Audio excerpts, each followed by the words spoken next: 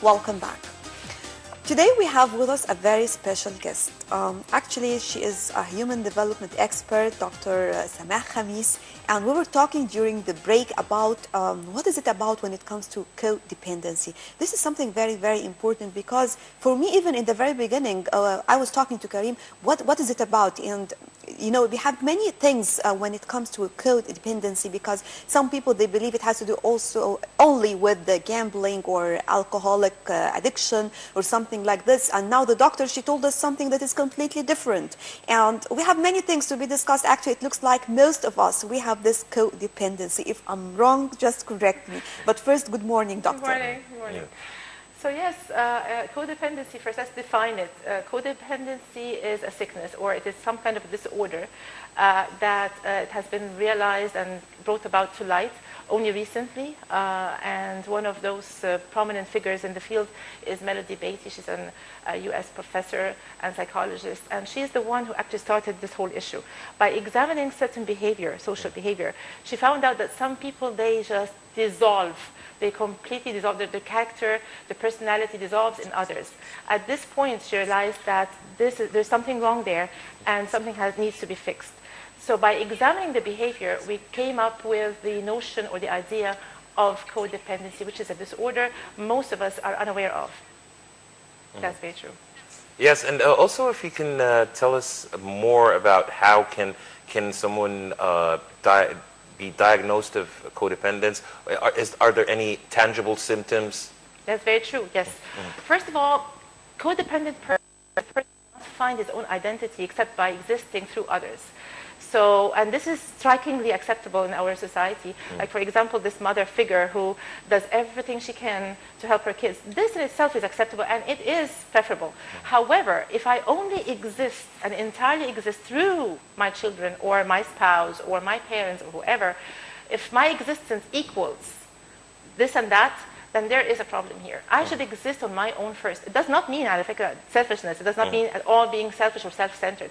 It may sound like that, but it is not. The point is that I have to understand myself first. I have to accept myself. I have to love myself, to care for myself in a healthy way that brings me some kind of self-confidence and some kind of inner serenity. And then I start understanding others and giving them within boundaries. Maybe to be capable of giving others. Exactly. Because if I'm not like this, I won't be able to help or support. But you know something, I don't know, all of us, we have this, and we don't feel it, just as you mentioned, for example. That's most of true. us, we feel that, we feel our existence through just giving all our time, supporting our children, our home in general, spouse. This is normal. It is. That is why codependency... How can I realize that I have a problem? That's a very good question. Codependency is one of the most difficult disorders to be diagnosed, and for the person himself to realize that he has such a sickness or disorder. Can I ask why? Yeah, because it is socially acceptable, because she just said that it is normal. So we may think that this is a normal way of loving. If I didn't do it, I will feel guilty. Exactly, because our society tends to nurture this in us. But actually the point is there is a thin line between being a well-balanced person who gives love and at the same time can ask for love. If you have these boundaries, if you can ask for the person to do this or do that in a relationship, then you're on a healthy boundary. But if you find yourself tending to do everything you can to please that other person, if you find yourself merged in an unhealthy relationship where you are being abused, or even psychologically abused, or being used, or being... I call it emotional abuse. Exactly. If such a relationship exists and you're incapable of pulling yourself out of it because you feel that this is your role to give more, to support the person, you cannot see yourself out of this relationship, then here is a warning sign that there is something wrong here. So again, for example, this kind of mother who gives everything she has for the kids, which is so far so good, but do you have any idea what you want? What if, God forbid, anything happens, let's say even your kids got married, would you still feel fulfilled? Would you still feel whole or not? If the answer is no, and you always need them around, you're always depending on them to make you feel that you exist, then there is something wrong there. So that's This is why one of the major things that we need to handle is the awareness. The person has to be aware to realize that there is something wrong there. I'm not happy, and still I'm doing what I'm doing, and I'm using myself. I'm being abused by others, and still I'm not doing anything about it. So in other words, you're trying to say that some mothers are encouraging codependence. That's very true. And they're unaware of it. That's very true. Let me tell you how it started. A child will start with this codependency disability or disorder when he is usually raised in a family where he cannot find unconditional love. So this is how it all starts. If I am receiving this kind of conditional love, like for example, if the mother always tells her son or daughter that you need to do this so that I would love you more. Excellent, you're such a good girl because you did this and that. You scored a great mark Using on the exam. reinforcements or incentives, yes. It's always that the child will always see himself loved or appreciated because of whatever. Whereas the kid and the child needs to feel that he is unconditionally loved. When you're raised in such an environment where there are always conditions for your love, what happens is that you start people pleasing, which is again one of the symptoms of codependency.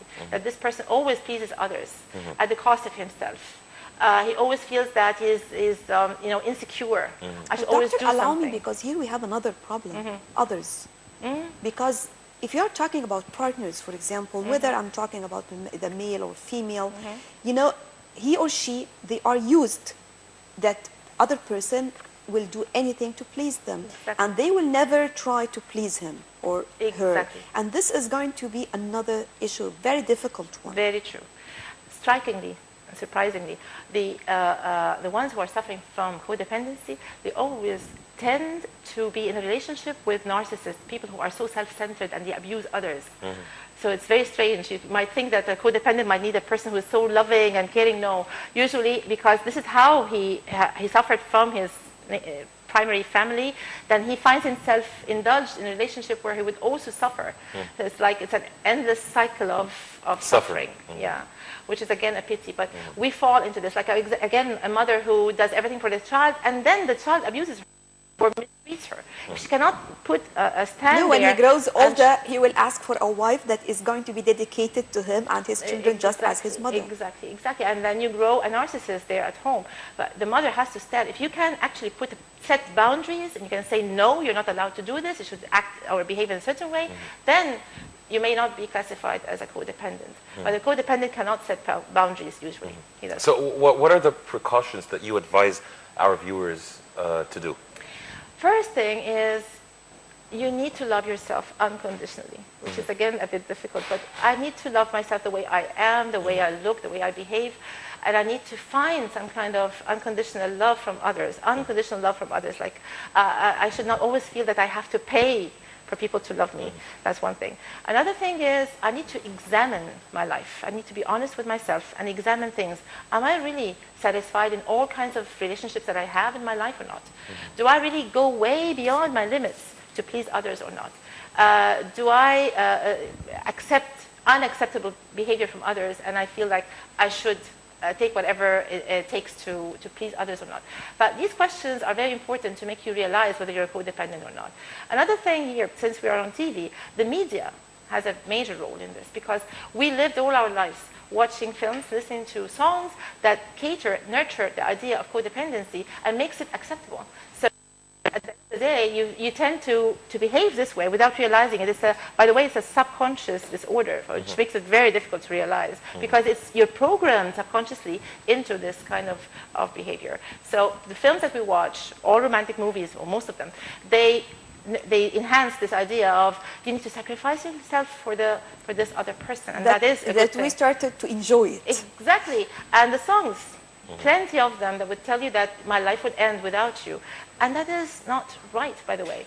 I have to have, yes, I will be, of course, in pain if I end a relationship, especially a love relationship. But, again, I should exist. I have my own needs. I have my own life. I have my own standards and views and ambitions. And, but, yes, I am hurt, but I exist. But if I do not exist except through another person, then there is a problem here.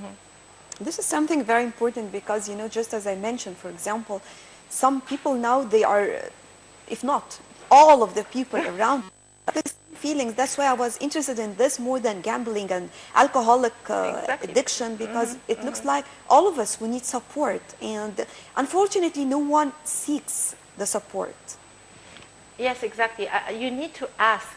You need to know. First of all, you need to realize what you need, and then you need to know how Because to ask. sometimes for if it. I'm going to do this, for example, it might, maybe I would lose people around me because they are used to this. It is not that easy to convince them or to just to start to think about yourself, because you are not used to this all throughout your life. You don't need to focus on others. The first step should be focus on yourself. But others, we are talking about members of the same family at home.